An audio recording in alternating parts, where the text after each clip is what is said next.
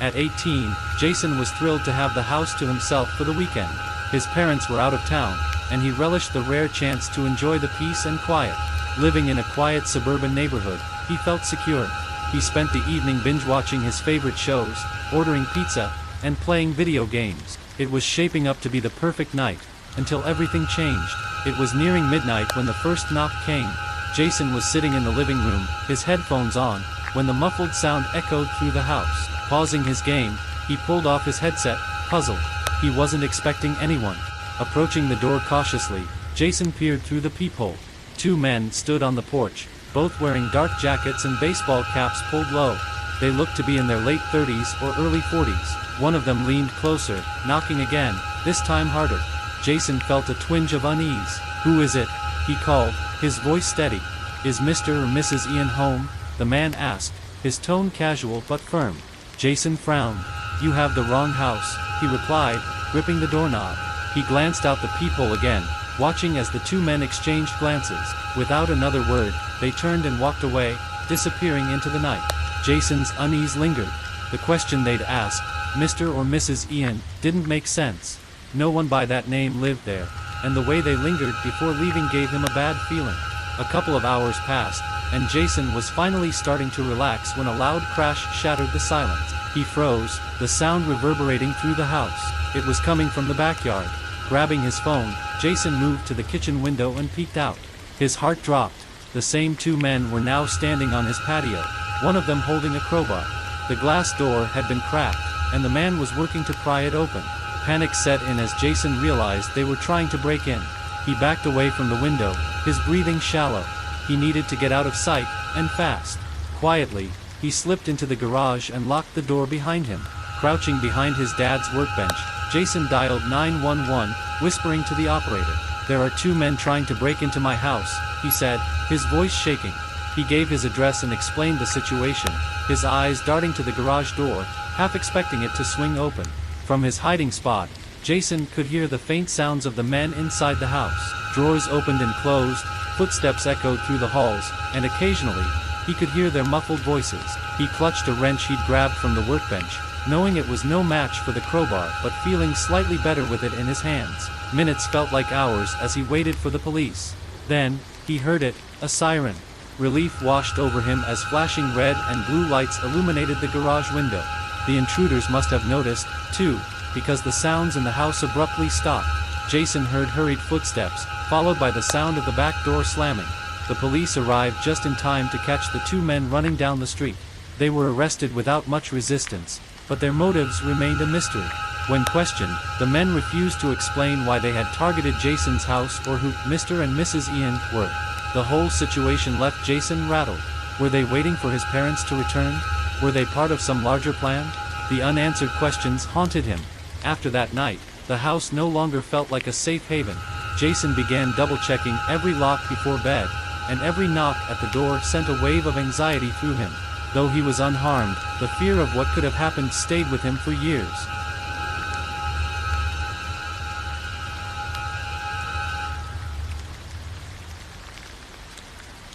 Ellie had always loved her little house in the countryside. Nestled on the edge of a quiet, rural town, it was her sanctuary. She'd moved there to escape the chaos of city life, drawn to the solitude and scenic beauty of the surrounding fields and forests. But living so far from neighbors also meant that she was completely alone most nights, a fact she usually found comforting, but one that would turn terrifying on a stormy evening she'd never forget. The rain started early that evening, a soft drizzle that quickly escalated into a downpour. Ellie curled up on her couch, wrapped in a blanket, a cup of tea in hand. Outside, the wind howled, and thunder rumbled in the distance. She had no plans to go out. This was the perfect weather to stay indoors. It was nearing 10 p.m. when she heard it, a knock at the door. Ellie froze, her heart skipping a beat. No one ever visited her house this late, especially not during a storm. Placing her mug on the coffee table, she slowly approached the door. The knocks came again, louder this time, accompanied by a man's voice. "Hello? Is anyone home?" Through the peephole, Ellie saw a man standing on her porch, drenched from head to toe. He wore a tattered hoodie and jeans, and his posture was slumped, as if he were exhausted or in pain. "Please," the man said, his voice muffled by the sound of the rain. "I need help. My car broke down." Ellie hesitated. Something about the man didn't feel right. His car wasn't visible from the porch light's glow, and his story seemed off. Why would he be walking in this storm with no umbrella or flashlight? Still, she didn't want to ignore someone who might genuinely need help. "I'll call someone for you," Ellie said through the door, her voice steady despite the unease building in her chest. "No, no," the man replied quickly, his tone sharp and almost panicked. "Just let me in for a minute, please." Ellie's hand hovered over the doorknob, but every instinct screamed at her not to open it. Something about the way he had reacted made her skin crawl. "I'm sorry," she said firmly, "but I can't do that. I'll call for roadside assistance if you want." For a moment, the man was silent, his face obscured by the hood. Then, he reached for the doorknob and twisted it, finding it locked. Ellie's heart raced. She backed away from the door, grabbing her phone from the coffee table. As she called 911, she heard the man step off the porch. For a moment, she thought he was leaving, but then she heard the faint crunch of his footsteps circling the house. Ellie darted to the kitchen window, her hands trembling as she peeked outside. The man was now standing near the side of the house, looking directly at one of the windows. His hands were empty, but his presence was menacing. The dispatcher's voice on the phone brought her back to the moment. "Stay on the line, ma'am," they said. "Officers are on their way." Ellie locked herself in the bathroom, clutching a large kitchen knife. She strained to hear any sounds over the pounding rain and thunder. After what felt like an eternity, she heard the faint sound of sirens in the distance. When the police arrived, the man was nowhere to be found. The officers searched the property, shining flashlights into the woods and checking the perimeter of the house. What they found instead left Ellie shaken to her core. Near the edge of her backyard, partially buried in the mud, was a small black bag. Inside were duct tape, zip ties, a large hunting knife, and gloves, a chilling collection that officers referred to as a burglary or murder kit. Ellie's blood ran cold. This man hadn't been looking for help, he had been planning something far more sinister. The police never found the man, and Ellie was left with more questions than answers. Why had he chosen her house? Had he been watching her before that night? The thought of what could have happened if she had opened the door haunted her for weeks. Ellie installed security cameras, reinforced her locks, and even adopted a large dog for added protection. But no matter how many precautions she took, she could never fully shake the memory of the man on her porch, his wet hoodie clinging to him, and the darkness of his intention. To this day, rainy nights make Ellie uneasy. She'll always wonder how close she came to becoming a victim, and what might have happened if her instincts hadn't told her to keep that door locked.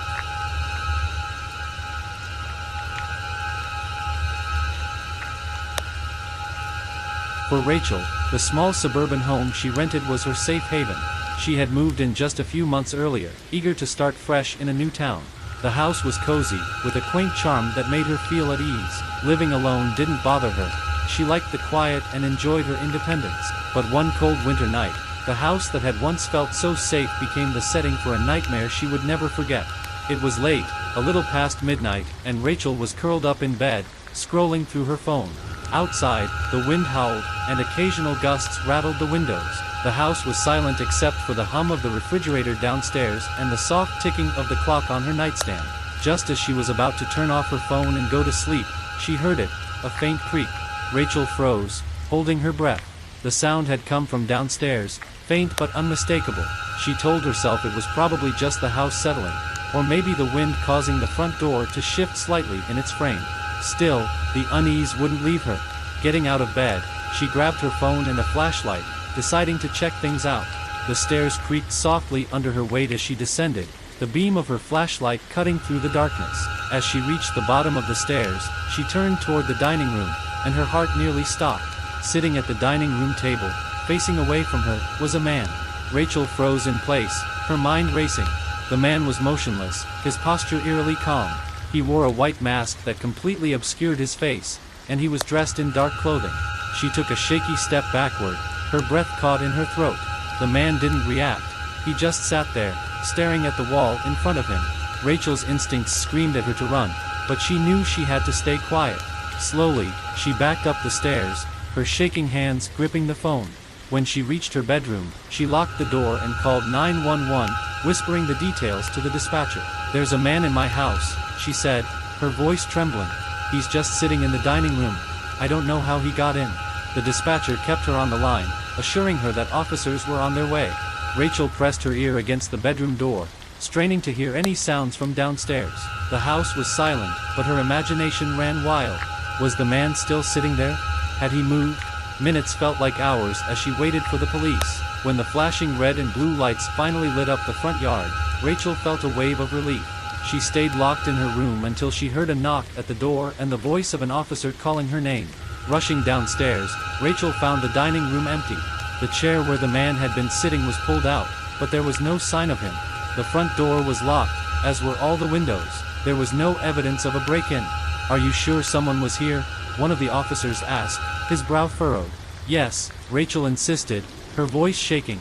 "He was sitting right there. I saw him." The officers searched the house thoroughly but found no trace of the man. Rachel's fear turned to frustration. Had she imagined it? The officers seemed skeptical but promised to patrol the neighborhood for the rest of the night. Rachel spent the rest of the night wide awake, her thoughts racing. How had the man gotten in? Where had he gone? The next morning, as she sat in the dining room drinking coffee, her eyes fell on the chair where the man had been sitting. That's when she noticed something chilling. A small, folded piece of paper tucked under the edge of the placemat. Her hands trembled as she unfolded it. Scrawled in shaky handwriting were the words, "I'll see you again." Rachel dropped the note, her stomach churning with fear. She immediately called the police, but their investigation turned up nothing. The note offered no clues, and there were no fingerprints or other evidence to track. Rachel installed security cameras and reinforced all the locks in the house, but the sense of safety she once felt was gone. For weeks, she jumped at every creak and shadow, terrified that the man might return. He never did, or at least, not that she knew of. To this day, Rachel can't explain how the man got in or what his intentions were, but the memory of his calm posture, the white mask, and the ominous note left behind still haunt her. Some nights, when the house is quiet and the wind rattles the windows, she finds herself glancing at the dining room chair, half expecting to see him sitting there again, waiting.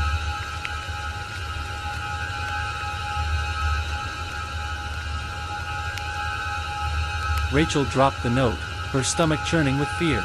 She immediately called the police, but their investigation turned up nothing. The note offered no clues, and there were no fingerprints or other evidence to track. Rachel installed security cameras and reinforced all the locks in the house, but the sense of safety she once felt was gone.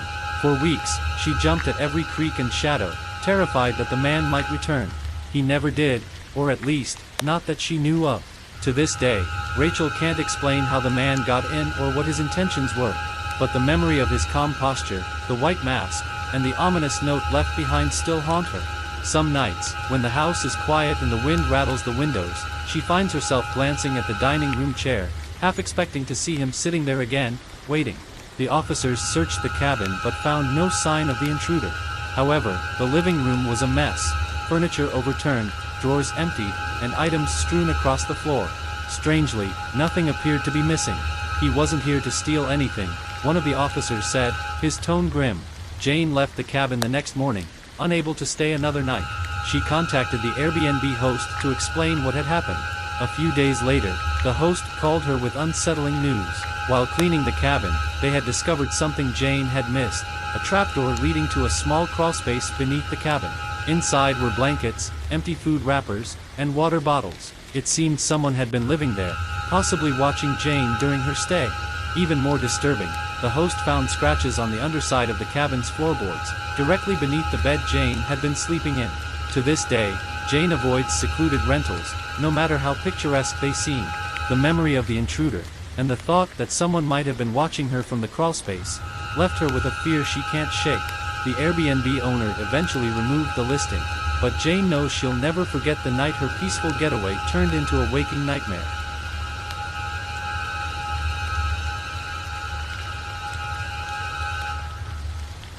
For Mark, life had finally settled into a comfortable rhythm. He had recently moved into a charming two-story house in a quiet neighborhood. The property wasn't new, but it had character, creaky wooden floors, vintage fixtures, and the kind of charm that made it feel like home. Living alone didn't bother him. In fact, he enjoyed the independence and quiet.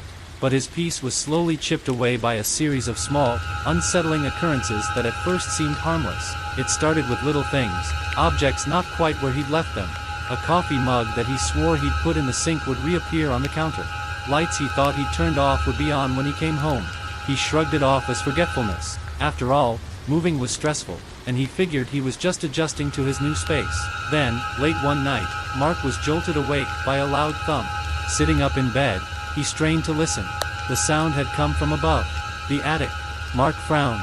He didn't even know the house had an attic. He hadn't noticed a pull-down ladder or anything of the sort during his move. Grabbing a flashlight, he went to investigate. At the end of the upstairs hallway, near the ceiling, was a small square panel he had never noticed before. The attic door. Mark dragged a chair over, climbed up, and pushed at the panel. It didn't budge. The edges were painted shut, suggesting it hadn't been opened in years. Feeling uneasy but too tired to deal with it, he dismissed the noise as something falling or shifting in the attic. Maybe a forgotten box left by the previous owner. But the noises continued. Almost every night, Mark heard faint creaks, scratches, and occasional thumps. The sounds were too deliberate to be the house settling. One night, he woke to a loud crash, followed by rapid footsteps. This time, there was no ignoring it. The next day, Mark armed himself with a crowbar and climbed up to the attic door. With a few solid cries, the panel finally came loose. A puff of stale air greeted him, carrying a faint, musty odor. Shining his flashlight into the space, Mark's breath caught. The attic wasn't empty. In one corner was a makeshift bed, a pile of blankets and an old pillow.